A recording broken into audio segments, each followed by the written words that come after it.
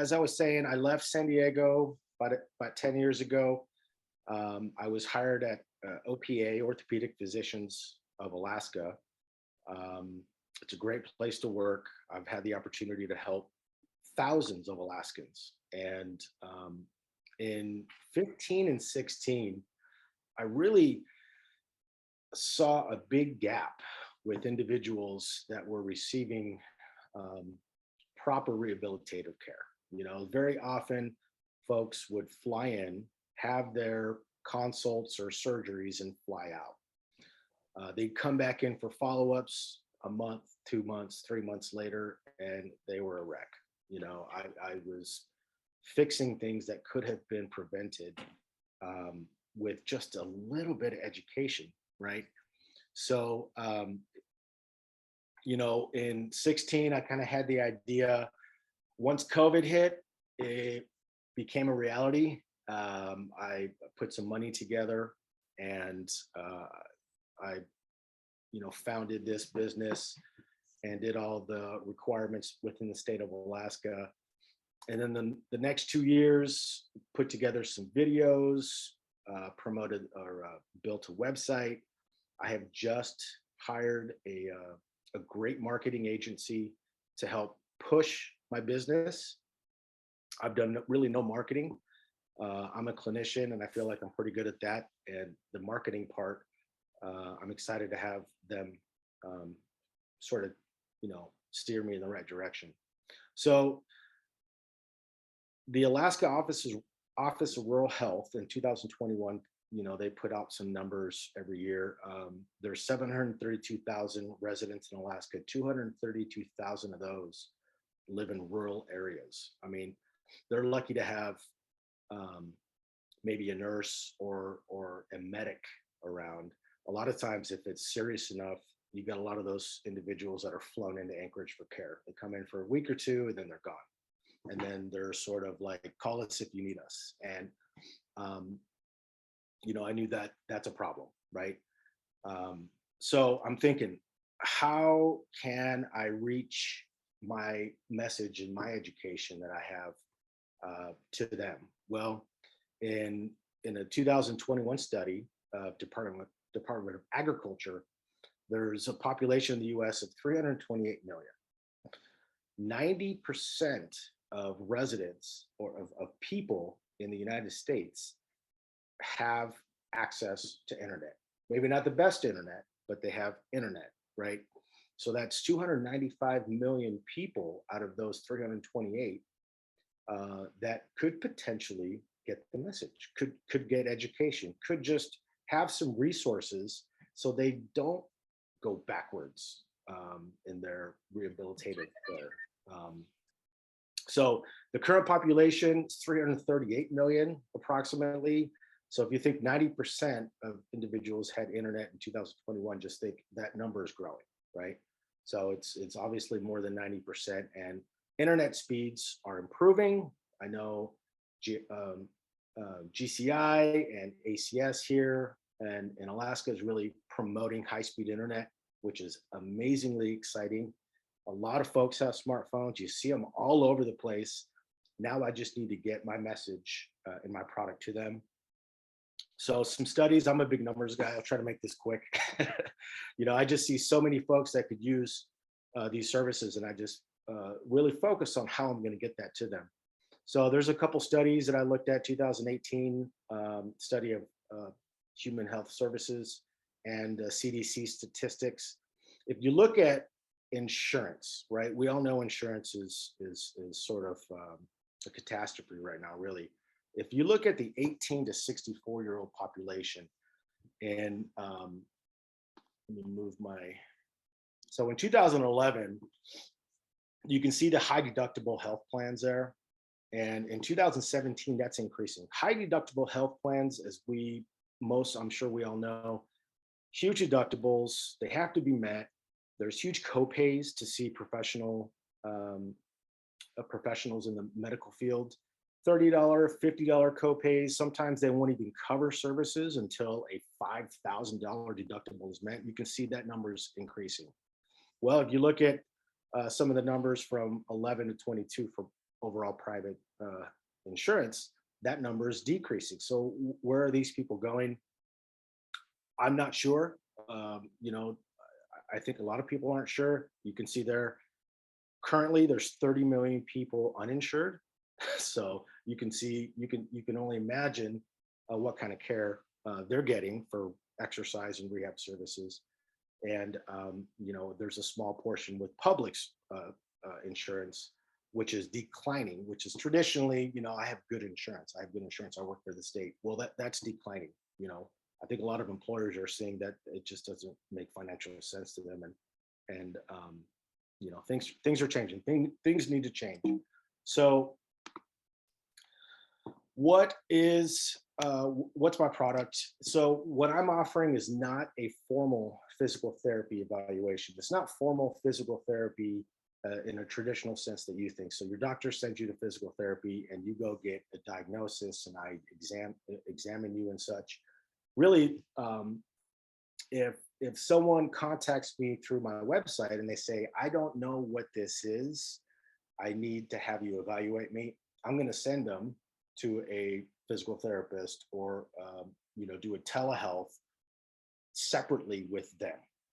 The thing about the Practice Act with physical therapy is that they have to receive physical therapy services within their state. So the way I got around that is my product is very, we'll call it generalized. You know your issue. You know that you've had a diagnosis from your doctor. You know that you have an old injury. You know that you need to just, you know, move more to decrease your low back pain. This is a perfect program for you. So I'm calling it physical restoration therapy exercise program. So there's no diagnosis for me required. We have 6 body regions that we offer: generalized whole body, shoulder, low back, hip, knee, and I just added a pelvic floor program. One of my very good friends in San Diego, she practices full time with pelvic floor health and rehab, which is both indicated for men and women for various ailments. So I also offer 3 mental health programs. And what I did was I got a lot of feedback saying, we need some mental health awareness. We need awareness for depression, anxiety, all this, you know, isolation, all these things that COVID has brought to the table. So I got in contact with 4 friends of mine here who are psychologists, and I put together some mental health programs. It's quite educational, a lot of resources where people can turn instead of just going to Google and saying, I have depression, what do I do? You know, that it's just very streamlined. These are the symptoms, this is the education, these are the resources to try to help them right now. So I'm not offering treatment, but I'm really educating them and providing them resources to turn to the right people. Will I have consults available with psychologists if needed? Sure, but right now I don't. So I'm offering 3 demographics. One is for child, adolescent mental health. One is adult mental health. And the third program is older adult and elder mental health. So, you know, I have about 400 folks involved in the exercise programs. I get most of those individuals, they contact me and they say, I feel better within days. Most of them are in a chair all day, lying down all day. You know, the stuff I'm doing really is range of motion for the first week. Just simple range of motion, and everything's indicated to be done at home, in their bed, on their chair. If they can do it, they can get on the floor on an exercise mat. So the whole program was designed to be done at home. I sell exercise bands that are shipped directly to people's houses, and I teach them how to use those bands to start providing resistance for the next phase of the program. Even better, I've included questionnaires that I use with my patients so that you can track your progress. So say you've done, you know, you want to see how you're doing as the program progresses. Well, I got a 54 out of 100 when I started the program. After 2 weeks, I retook the test and now I have a 70 out of 100. You know, people love numbers, oh yeah, I got to get to 75 next time, and in the clinic, yeah, it's useful really as long as you feel better and you're moving better. I'm happy with that. But I've included those questionnaires, and they're really easy to take, and you'll be doing those with all the exercise programs. So I also have an option for folks that want to contact me directly. We'll do a Zoom or Google Meet or telephone or whatever they like, and they get 30 minutes with me, and we'll talk about whatever they want. You have physical therapy ailments, you want education on exercise, whatever it is. If I don't know the answer, I'm going to do my best to try to find the answer for you. It's going to cost a little bit more, but I still make it quite affordable for those individuals, and they have months and months of access to all of our programs. And I also offer a mental health program once you're subscribed in the exercise program. I really am. I'm not saying I'm giving it away for free, but I'm really trying to promote a community, especially in the beginning. So as we are just starting out, I love folks to become part of that. So we're going to include nutrition, dietetics, and a weight loss program. That's going to happen in the next month or so. My wife is a health coach for Octavia, and she has dozens of clients that she's been helping. We have one lady that's lost like 80 pounds on her program. So I just want to offer that avenue in my wellness website. So that's going to come, and we'll have more information on that. So I was going to have you guys do one of these with me together.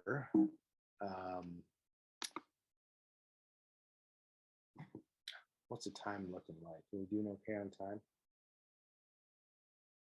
Let's see here.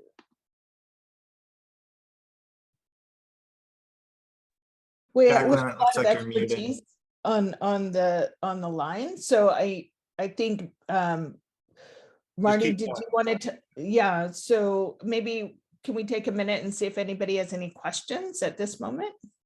Yeah. I'll. Yep. Sounds good. Go for it. Anyone? Once, going twice. How much does it cost? So I have two options. Subscription is $49 a month, and that allows access to your program anytime, anywhere you have your device. You'll also have a mental health program that you can choose for free with the purchase of that. The other option is a one-time payment. It's $199 for 6 months of access to your program, which will also include a free mental health program. And then I'm going to offer 4 30-minute sessions with me virtually or on the phone.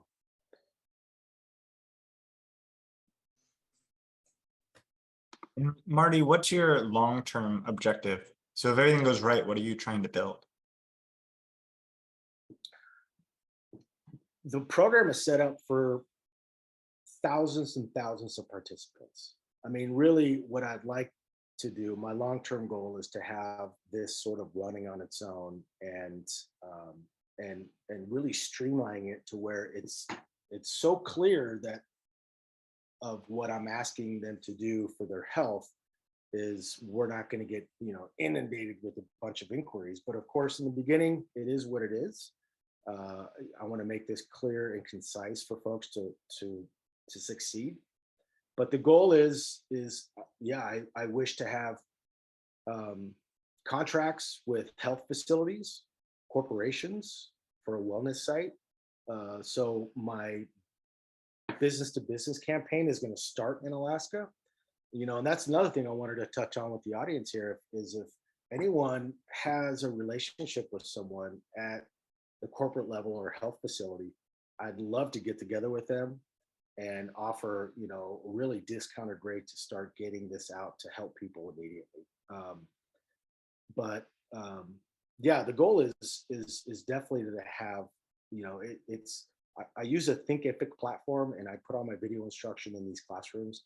Literally, I can have thousands and thousands of people using this at the same time without a glitch. I'm specifically interested in programs like the one that Rick is running, like your curiosity. I'm curious about your curiosity. So you told us before we actually got started that you work with a lot of people who are in wheelchairs, who are isolated. So tell us about your interest in a program like this and the need that you see in the community. Okay. My title is Wellness Director, and that applies to people that get services at Hope and all the people that work there. All kinds of wellness, mind, body, spirit. So I'm interested because of all those connections. Yes, I know people that we support that are probably too sedentary, just my opinion. We always try to respect their choices and somehow be friendly encouragers, you know, to be healthier versions of themselves. So this kind of program is intriguing to me. I would probably pass it along to the people that run programs at Hope. My question is going to be how they're going to pay for it. Of course, most of them are Medicaid waiver services. You know what that is probably. So limited personal income. I don't think Medicaid will pay for this service. It's not like an insurance payment thing, is it? So how they would pay for it is an interesting question for me, but I don't know the answer yet. So I'll take it back to our people and see if they're interested and see what the answers might be. Does that help, Jacqueline? Oh, totally helps. So I think that these are interesting questions because whenever you're building a business like this, you have to know who your target audience is. So maybe Marty, do you want to maybe speak to that a little bit? Yeah, no, I mean, I often see that in my clinic, right? Oh, sorry, we can't get that free because Medicaid doesn't cover it. Oh, Medicare doesn't cover your massage. Yeah, I mean, I would love to come up with a solution to have these individuals participate with this. I mean, it's almost preventive, right? I know a lot of insurance companies don't want to hear preventive, but if there's, you know, if the thing about the business model that I'm using, it's very low cost to me, other than the maintenance of website and doing other things. So, you know, if I was able to sort of get a community of individuals together, I would be happy to provide this at a discounted rate for you know, a certain population. You know, I'm at this point, I'm more concerned with trying to get this word out and really trying to help people immediately than just being the stickler on my price. But you know, obviously as a business owner, I have to start out somewhere, and you know, $49 a month is substantially lower than a lot of other physical therapists that are providing services online, like half. So I've done a lot of market research, and I've tried to make this the most affordable as I could. But yeah, I mean, that's a hurdle, and I'm willing to try to overcome that somehow. Awesome. Well, I can, part of what Health Ties role is making connections, so I can certainly do that. And I don't mean to call anybody out, but I especially invited Caroline Hogan here because she and I have been working on something called the Dementia Action Collaborative. And both of us know that there's many people that are isolated, just like Rick said, and need these services and need a little bit of encouragement. So Caroline, could you maybe speak to a minute about where you would see something like this in the communities that you work with? Sure, thanks, Jacqueline. So Marty, I'm the Chief of Programs at Senior and Disability Services. And like Rick, we mainly support programs that are funded through Medicaid. But why this intrigues me is, number one, I have a background as a recreation therapist. And number two, I have successfully avoided surgery myself through a very robust exercise plan incorporating yoga and Pilates and physical therapy. So I'm such a believer in the preventative approach. So where I try to connect dots like this is we have assessors that go out into the field. And when we're asked questions about what resources are out there, we offer whatever we know. You know what I mean? We can't recommend things or advertise things, but we can certainly make people aware, here's types of services that are out there. And so I try to gather information like this to just as a knowledge base. And then we also support ADRCs, which are Aging and Disability Resource Centers, who are a kind of a first stop for people who are looking for services, not necessarily just Medicaid, but all services. And so we want those folks to know what resources are in the community. So that's another avenue that I try to get information to. So it's broad, but any sort of activity like this, I'm very interested in, and will try to share the information as best as I can. Oh, that's so wonderful. Thank you, Caroline. And Marty and I were just saying right before we started the call that in Alaska, it's all about relationships. So this is one big connection now that would be very helpful. Thank you. Yeah. Yeah, and working in the insurance industry, I know sort of networking and sort of coming up with ways to get around it just so we can get these services to individuals. I know that it could be difficult, but I'm willing to do whatever I can to try to get it out there, especially to Alaska. Alaska's done so much for me and my family. I've been blessed to be here, so I plan on growing this nationally and beyond that, but I really want to take a lot of time this first quarter and push this to our residents. Yeah, definitely. Awesome. So I'll just finish up here. So really my purpose, I want to be able to allow access to physical restoration therapy programs, folks with internet, both urban and rural, right? So a lot of people here in town, my wife is a physical therapist. She's a home health physical therapist. She's at someone's house right now. Otherwise, I think she would have been on. So, those folks don't want to leave either. A lot of them would be perfect for them to just get on their phone or get online and follow a program. I want to create a community. So I've done some Facebook pages. As people start to sign up, they're going to be able to, discuss their plans and questions, and I'll get on there every day and just sort of, keep people motivated, keep people moving. And my wife's going to help me with that too. So as a physical therapist, she's a lot better at social media than I am. So she's, promoting her stuff on Octavia, and we're going to be able to do that. I really want to create a community, not just here you go, good luck, right? Because we all know that our elders, especially folks that are very good at computers, they need a lot of help with that. Optimally, I'm going to build a whole wellness website, so a very integrated, transparent sort of website that offers physical, mental, nutrition, dietetics, where folks can talk to a professional, not just read something on a screen. That's my goal.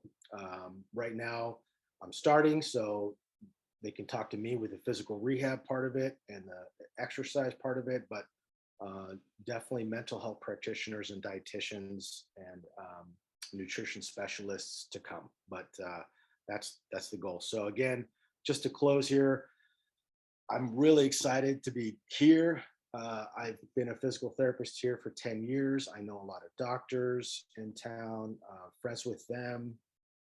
I'm in the clinic a lot, so I don't get to know a lot of the administration and the HR departments and such. I do have a few contacts there, but really, as we all know, it's about building relationships. And if I can, promote this to individuals that can sort of say, look, Marty, we want you to provide services for, our 500 people, and we'll post this on our site or we'll send this out. We can come up with something. That's really what my goal is. This first quarter of our marketing campaign is just develop relationships in the state of Alaska and get those confirmed and growing, because we all know I can spend thousands and thousands of dollars on marketing and pushing newsletters and all this stuff, but really I'm a clinician. I want to help people. I live in Alaska, so there's really no excuse for me to be able to hopefully do that. And with the help of you guys, I can do that. Really excited about it. So thank you, Marty. Thank you so much. It's been a wonderful presentation and great to have you here. I'm very excited from the work that I've done with older Alaskans. I know that they need these sorts of services. So thank you so much. If everybody could, either virtually or in person, if you could give a bit of a round of applause. And then what I would like to do is just hang on for a couple of more minutes and see if anybody would like to ask Marty any follow-up questions. We typically are very sharp about dropping off at 1:30, but we can hold on today if anybody has any follow-up questions. Hey, Marty, this is Doug Franklin. I got a hopefully quick one. Your whole business model kind of reminds me of a doula for physical therapy kind of deal, a parallel structure. And I am very interested in those in general, just because, as you mentioned, that the health industry, the health insurance industry is so dysfunctional for many people. You mentioned along the way that you were really interested in scaling up. So what are your thoughts or criteria for staffing? Are you going to be looking for people who aren't conventionally certified in PT, or what does that look like? yeah, that's exactly right. So I mean, the world, we can all do stuff remotely now, right? I actually have 2 marketing students that I just hired. One is at the University of Chicago, one is at the University of Illinois, or excuse me, Chicago, one's at University of North Carolina in Greensboro. And they're working remotely. They're helping me market. They're putting some pamphlets together. As my staffing needs increase, yeah, I'm going to have clinicians that are going to be able to work remotely. And, everything's sort of in place. My QuickBooks is in place. I've got all that squared away. So I think as the audience grows, I'll be able to quickly add on clinicians as needed.